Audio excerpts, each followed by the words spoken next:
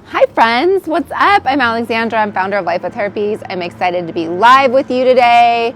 Welcome, welcome, welcome. Okay, so this is your opportunity to ask your questions. It's your opportunity to like, when we're diagnosed with herpes, it's so isolating and we feel like we don't ever want to talk about it, but there's so many things that we wonder about, and where do we even begin? So this is your opportunity. I was diagnosed in HSV2 in 2011, so I have been living with herpes for a long time, over 20 years. I don't really like saying that. Anyways, this is your opportunity to ask your questions. I go live daily, or I do my best to go live daily and respond. And as you can see up here, I'll be doing an anonymous Q&A coming up this Wednesday at 9 a.m. Pacific time. And what really got me thinking about this is you guys will ask me, some very textbook type questions here. And I thought I'd give you an opportunity to go really deep into questions that are personal, that are maybe a little bit controversial, that are, just wondering how to proceed with the dating, wondering how to proceed with a disclosure. This is my dog, Scarlet. Hey, Scarlet, say hi. It's $5, and I will answer your question as in depth as I possibly can, and we can get going with it. So again, right now, feel free to ask your questions about living with herpes. Earlier today, I was getting lots of questions about, how do you have herpes up here or down there? What's the difference? How do we get one or the other? So traditionally, HSV1 was oral herpes. However, with so many people traditionally HSV1 was oral herpes. Traditionally, HSV2 was genital herpes. Now, what has happened is we're able to tell the difference between the viral DNA and which type is type 1 and which type is type 2. So I would assume that there's more people that have oral HSV2 than actually know about it. Because when you typically went to the doctor and you had an oral outbreak, the doctor's like, oh, you have HSV1. Oops, I didn't mean to do that. I just invited someone. I didn't mean to invite someone. Sorry if I invited you.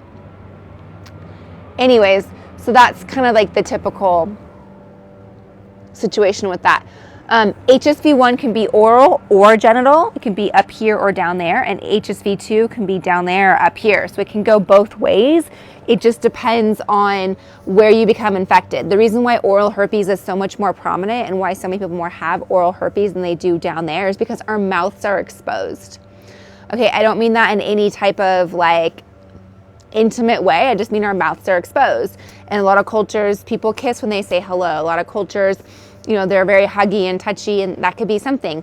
Maybe you come from a family that shares a lot of things. Maybe you don't, but that's one of the reasons why HSV1 oral is so common. How can you transfer a cold sore through kissing if there's no visible cold sores? You don't get it. All right, good question. How do you transfer cold sores if there's no visible cold sores? So there's this thing called asymptomatic shedding. Yay!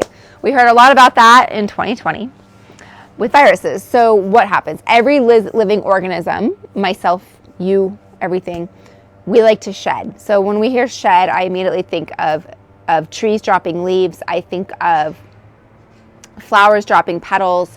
I think of things like that. If I put my hands through my hair is going to come out. If I scratch my hand, some of my skin is going to come off, right? You weep your eyes, you shed tears.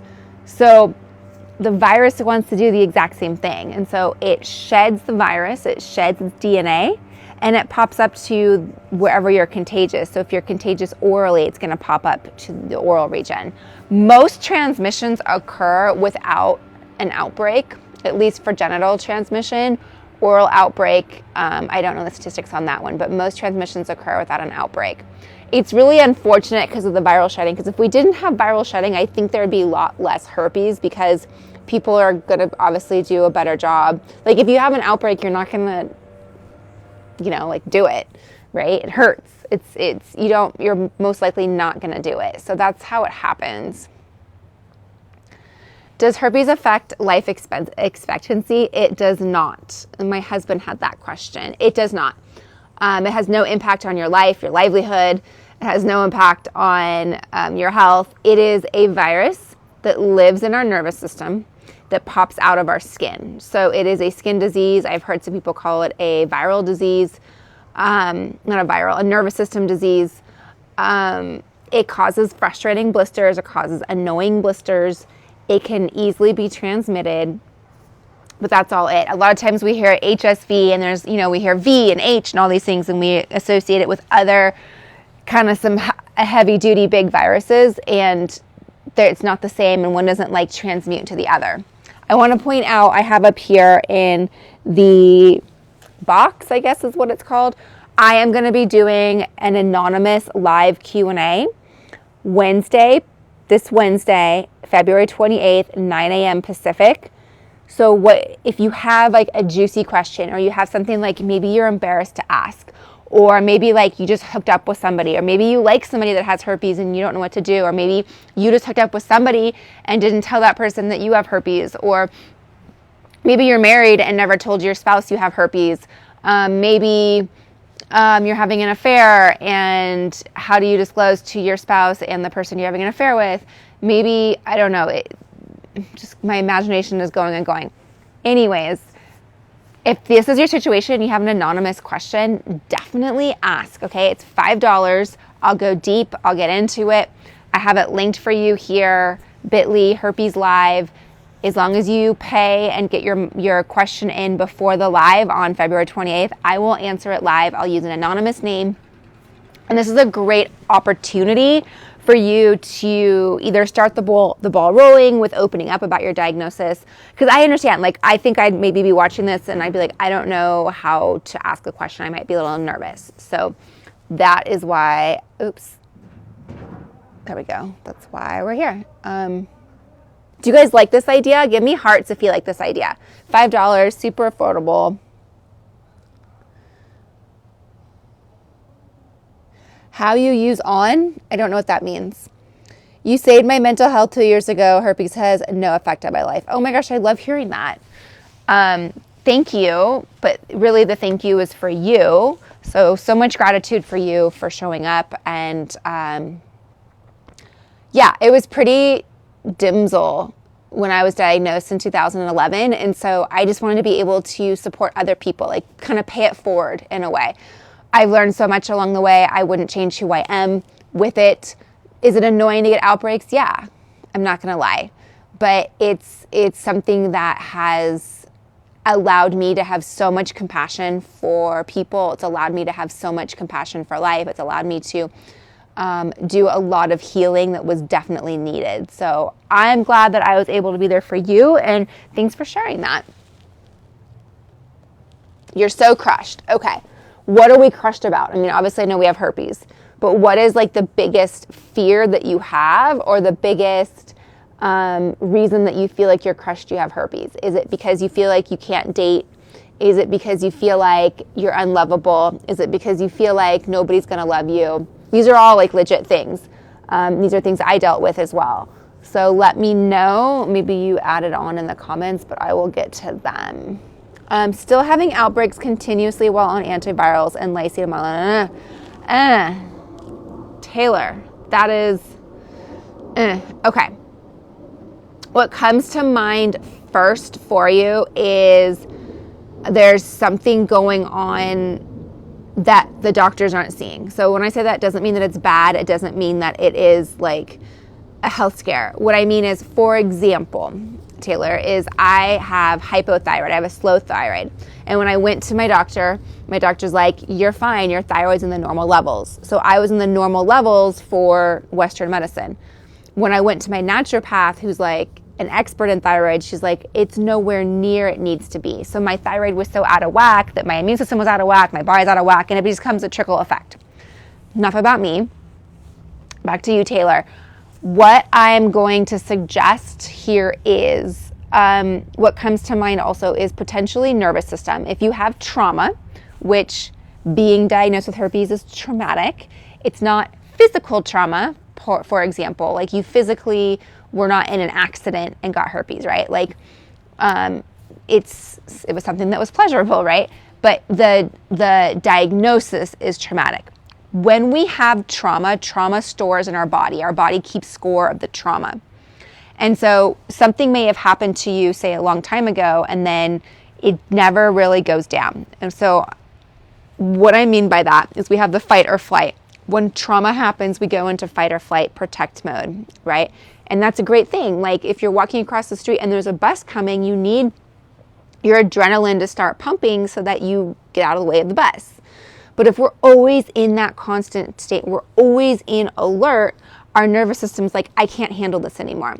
So when I hear you saying that I still am having outbreaks continuously while on antivirals, Lysine, Monolaurin, and Andrographis, it sounds like there's something else going on in your body, and it may very well be something so simple, which doesn't sound simple, but so simple as calming your nervous system and lowering your nervous system. What I want you to do, because I don't have the link here, okay? I want you to go to lifewithherpes.com, and on my main nav, so I'm going to add it to my link and buy and all that, but on my main nav, you'll see brain-based wellness, and go there, okay? And you get 2 weeks free of working with a professional in the nervous system, and she will train you and help you calm your nervous system. So that's what I hear first. And that's going to probably be your first step. There may also be something else going on. Like maybe you had mono as a kid. Maybe there's some other virus in your body that's basically taking over, like saying like, hey, I want all the attention. I want to cause havoc. So your immune system is focusing on this other virus. And so the herpes is like, all right, you're working over here, so I'm just going to have outbreaks. So you see what I'm saying? Of course, I'm not a doctor, I'm not an expert, but this is what I've seen in my own personal life. This is what I've seen from working with professionals. So go to lifewithherpes.com and you'll see on my nav bar. So definitely check that out. Is there a cure? No. No cure. Are they working for a cure? Yes. Do I believe there is a cure in your brain, like in your mind? Like, are you the cure? Yeah. Is there a way to help your body fight it naturally? Absolutely. Is there a drug that we can take? Yes. It's the antiviral. It's Valtrex, valacyclovir, acyclovir. That can be prescribed to you by your doctor, and it can help reduce the risk of outbreaks as well as reduce the risk of transmission. As far as something permanent, like wipe it off this earth, no. But there are a lot of vaccine trials as well as things happening to help find some sort of a solution. But here's my rant on this, and I talk about this a lot. I don't want you to wait for a cure. I want you to live your life, because this cure could happen in 20 years. It could happen in 2 months. If it's 20 years, you're going to miss out on some of the best years of your life, and that's not something that I want or anybody wants for you. It's a disservice to the people that love you if we're sitting around waiting for a virus to be cured. Okay, so Lyndon is saying your mental health is bad. You're crushed, your mental health is bad. Dealing with mental health or dealing with the mind of a diagnosis. Here's what I've learned is most of what we're dealing with, we were already dealing with before. And it's something that now that we have herpes, it's taken to the apex of our mental health. So you were probably already dealing with something before, whether it was the lack of love, feeling unworthy, maybe you're a people pleaser and now you feel like you're a conditional love pleaser and you feel like love is conditional, and so you basically messed up, and so how is anybody going to love me? Things like that.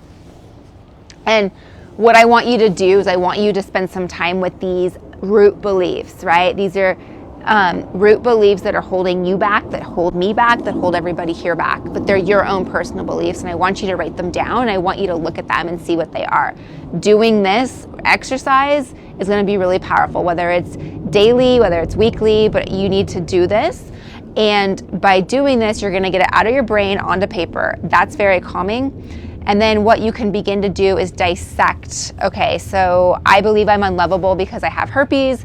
Okay, is that really untrue? Because you want to go and prove it wrong. There's people out there that have herpes that are lovable. So why is that not true for me, right? That's step one. How do you tell someone you have it? It depends on what it is that you're looking for. Is it someone that you're looking for to have an intimate relationship? Is it somebody you're looking for just a one night stand? It really depends on how you want to have it. If it's something that's super cash, like DTF, then you just go in and have the conversation. Like, hey, I'm DTF. I just want to let you know, like, I have HSV1 or I have HSV2. It's extremely common. I don't know if you've come across it. Most people don't know they have it, and it's actually going to be more beneficial that I'm telling you that I have it right now. I don't have, it's not active. I'm doing these things to prevent, my outbreak become like showing up, or an active outbreak or whatever. And we're going to use a condom and let's go for it.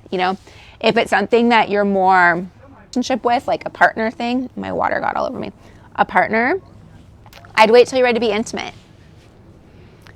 I wait till like the relationship is exclusive. Have that conversation about exclusivity, or have that conversation about intimacy. You don't have to be exclusive, but like,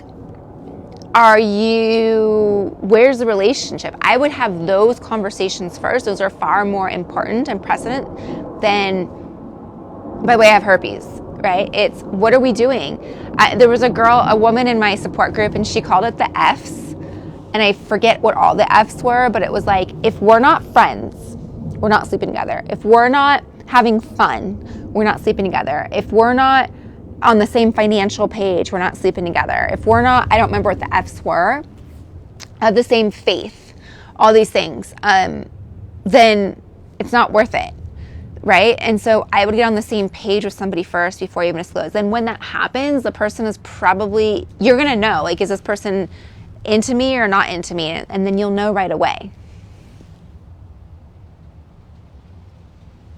Have I ever heard of major nerve pain 30 years later after initial outbreaks 30 years ago? No, but I have nerve pain now, and I never did before, and I've had it since 2011. So it could also go back to your nervous system. Maybe your nervous system's on fight or flight, Why is HSV2 more frowned upon than HSV1 in society? Because HSV2 is associated with genital herpes, and genital herpes is frowned upon because it's sexual. That's the only reason why. Guys, thank you for the hearts. I just want to remind you, for those of you that are new and watching, I am going to be doing some live anonymous questions on the 28th, so set your calendar, definitely join in. If you have an anonymous question, hi Scarlett, if you have an anonymous question, oh, I'm sorry. Do you have an ear infection? Okay. I think I just rubbed her ear and she has, oh, I'm sorry. Okay.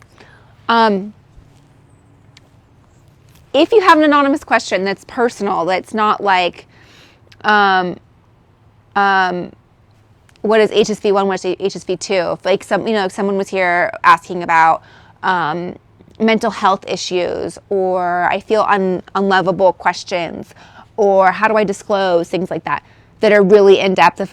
Anyways, I would love to answer those. It's $5. It'll be anonymous, and I'll answer them live for you guys. So you also can watch, which is helpful, because if you have the similar question, that can be really helpful. So it's right here. It's linked for you, Herpes Live, and $5, the 28th at 9 a.m. How does dating life, wait, someone said change your water. I know. I need to change my water, but that's what I had on hand. How's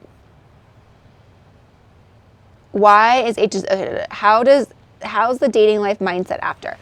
I think your mindset and your priorities change. It's not like the dating life changes. It's like your mindset changes. You become more confident. You become more aware of your body. You become more aware of what you want and what you don't want. So I think that's kind of how that changes. As far as being accepted for having herpes and like DTF, it absolutely happens. Is it true HSV2 can shed less often the longer you have it? Yeah, HSV1 and HSV2 can shed less often the longer you have it. The woman you wanted the most denied you due to having HSV2. So rejection happens for 3 reasons. The person is like not emotionally mature to have the conversation. Just it's silly. Maybe she has her own issues with intimacy. Number 2, the person has his or her own deep-rooted belief that's not going to change. So their own belief about herpes that's just not going to change and doesn't want to change it. I use the example of religion. You can have a Catholic and a Jewish person. Someone that's Catholic is not going to agree with the Jewish faith, and Jewish faith is not going to agree with the Catholic faith. Like, not going to happen. And third, the person's not into you. So when we hear those things, it's like, ugh, I got rejected because of herpes. You didn't. You got rejected because either the person has his or her own issues with herpes or the person's not into you. And I look at it as, I'd rather know before I invested my time, before I gave you my heart, before, like, yeah, you may have dated and have fun and things like that and like had this desire, but I'd rather know before spending time, like 6 months with somebody. Can you still have babies? Yes, I have a baby. I have a little boy.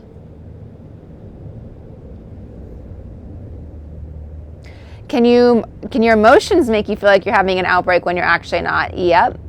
You can actually give yourself an outbreak because you have so much stress. You are so fire. Thank you. Can your emotions make you feel like you're having a... Yeah. Everybody is not meant to be exclusive. Some people deserve one-night stands. That's great. You can absolutely have one-night stands if you want. It's totally up to you. And having herpes, you can do that. So it's whatever you want to do. If that's your lifestyle and you have herpes, you can still absolutely do that.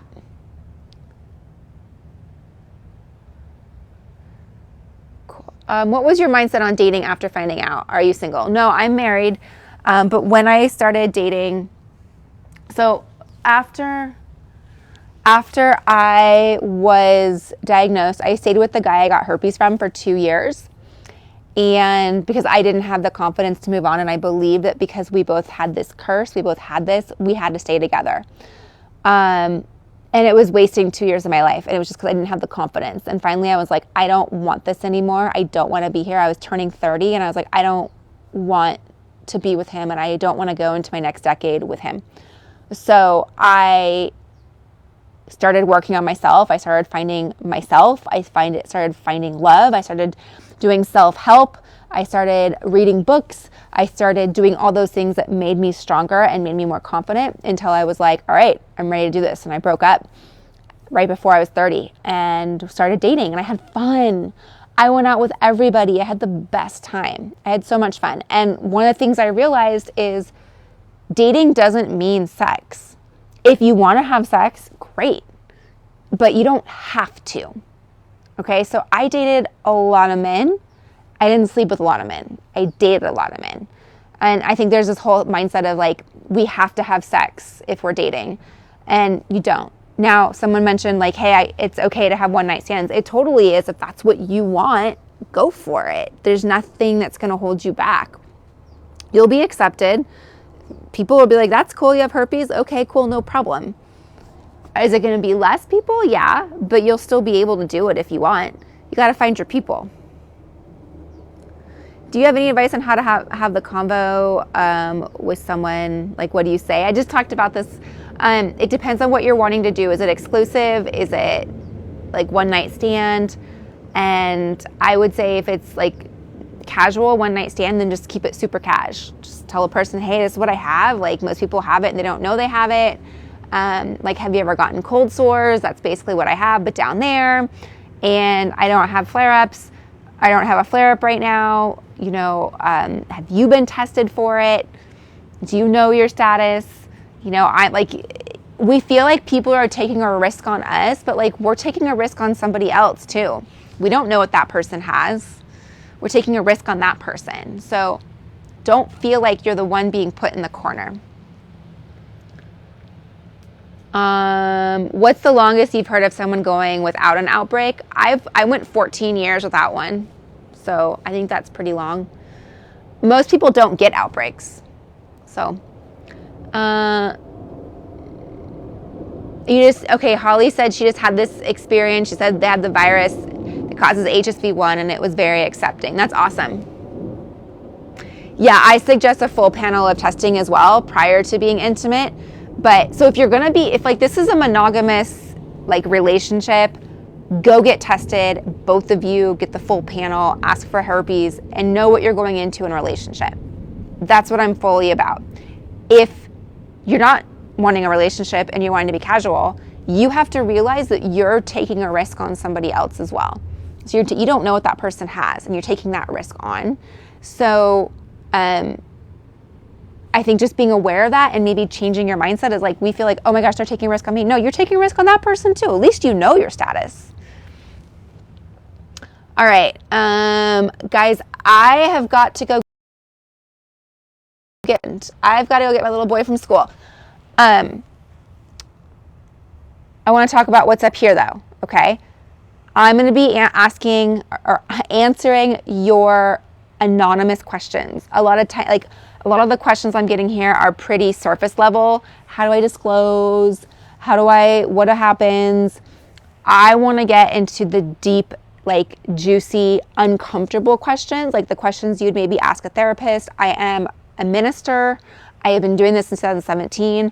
I am able to support you. So for $5 a question, it's super, super affordable. I want to make it affordable so everybody can get support.